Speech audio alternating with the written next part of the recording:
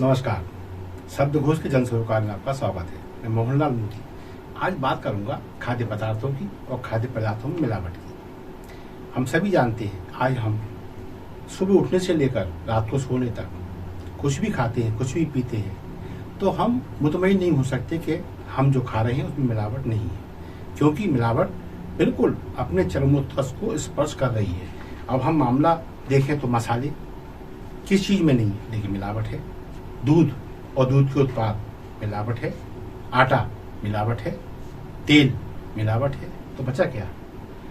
जो जीवन का जीने का आधार है, जो खाद्य पदार्थ, जब उसी में मिलावट है तो आदमी क्यों ना समय से पहले मरे, क्यों ना बीमार पड़े। और फिर इस पर एक आम आदमी का खर्च तो है ही, अनाप शनाप जिंदगी बेकार है ही, लेकिन शासन को भी आम आदमी की हेल्थ पर करोड़ों खर्च करने पड़ते हैं। फिर भी यदि ये चीज कम नहीं होती है तो फिर प्रबुद्ध वर्ग का चिंतित होना लाजमी है। ऐसे ही एक विद्वान एडवोकेट हैं उमेश बोहरे। उमेश बोहरे ने इस पीड़ा को महसूस किया तो उन्होंने ग्वालियर की हाई कोर्ट खंडपीठ में एक याचिका लगाई और वहाँ लिखित में ये चिंता व्यक्त की कि ग्वालियर चंबल संभाग में खाद्य पदार्थों में मिलावट जोरों पर है। तथ्य भी प्रस्तुत किए। जब अदालत को लगा कि हाँ मामला गंभीर है तो इस बारे में संबंधित विभाग को और विभाग के सीएस को एक गाइडलाइन जारी की गई कि इसके तहत आपने क्या किया, ये ब्यौरा प्रस्तुत करें। उमेश बहरू को लगा कि अदालत द्वारा निर्देश देने के बावजूद भी विभाग ठीक से काम नहीं कर रहा है। लगता नहीं उसके व्यवहार से कि उसे अदालत के आदेश की चिंता है। लिहाजा उमेश बोहरे ने विभागीय अनदेखी से निराश होकर अवमानना याचिका हाईकोर्ट की ग्वालियर खंडपीठ में लगा दी। जब ये याचिका दायर हुई तो फिर उसमें ये निकल के आ गया कि वाकई में विभाग ठीक से काम नहीं कर पा रहा है। क्यों? कि शायद दृढ़ इच्छा शक्ति की कमी है या फिर इसमें कुछ और है जिसे हम दाल में काला भी कह सकते हैं। चीफ जस्टिस हैं श्री रवि मलमथ। आपने एक बड़ा क्वेश्चन मार्क लगाते हुए कहा है कि हजारों केस आपने बतौर सैंपल लिए, सजा की वजह 6 को दिला पाई और दावा क्या कर रहे हैं कि हमने 25 करोड़ रुपए जुर्माना वसूला है। तो विद्वान न्यायाधीश कहते हैं क्या कोई विभाग, किसी विभाग के रिकवरी एजेंट हैं क्या आप? पैसा रिकवर करने के लिए आपकी नियुक्ति की गई है क्या? भाई स्वास्थ्य से जुड़ा हुआ मामला है, इसे गंभीरता से लो। मसला ये नहीं है आपने कितने करोड़ की पेनल्टी लगाई, मसला ये है कि क्या मिलावट बंद हुई, क्या मिलावट करने वाले जेल की सलाखों के पीछे पहुंचे। तो इस चीज को लेकर जो अतिरिक्त महाधिवक्ता हैं एमपीएस रघुवंशी, उन्होंने पक्ष रखा विभाग का, लेकिन अगली पेशी लगाई गई है 14 मार्च और ये कहा गया है कि संतोषजनक ब्यौरा चाहिए, आधारभूत कार्रवाई चाहिए और रिजल्ट चाहिए।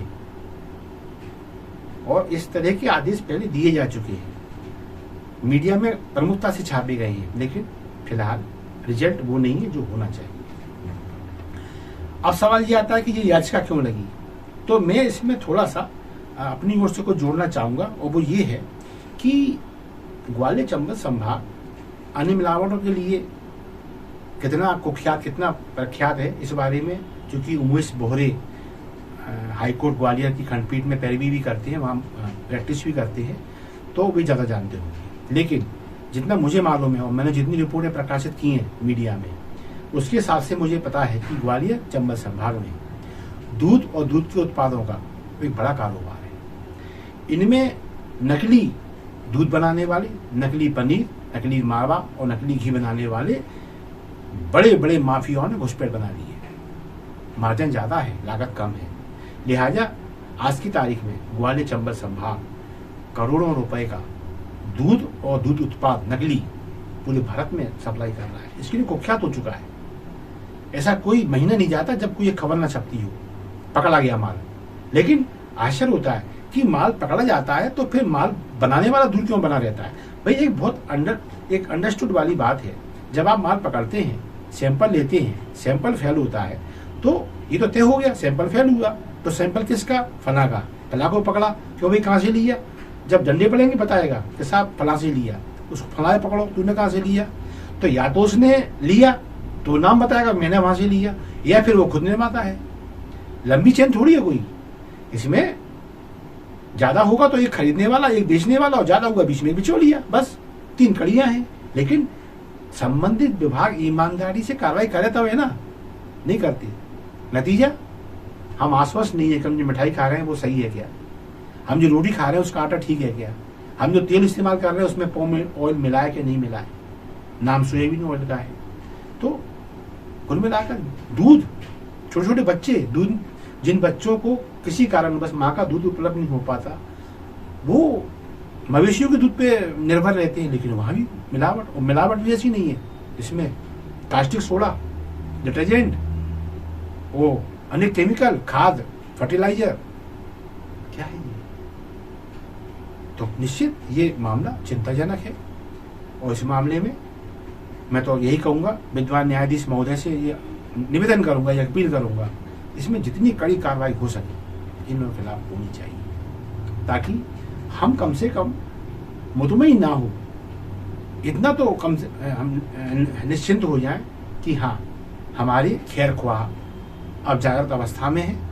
मिलावट करने वालों, मिलावटखोरों को अब सावधान रहने की आवश्यकता है। बस इसी कामना के साथ मैं मोहनलाल गोरी कार्यक्रम को विराम दूंगा और आप सभी से ये निवेदन करूंगा कि हमारे कंटेंट जनहित में हैं, आपको ऐसा लगता है प्लीज इन्हें लाइक दें, शेयर करें, और शब्द घोष आपका अपना चैनल है, इसे सब्सक्राइब करना ना भूलें। धन्यवाद। जय भारत।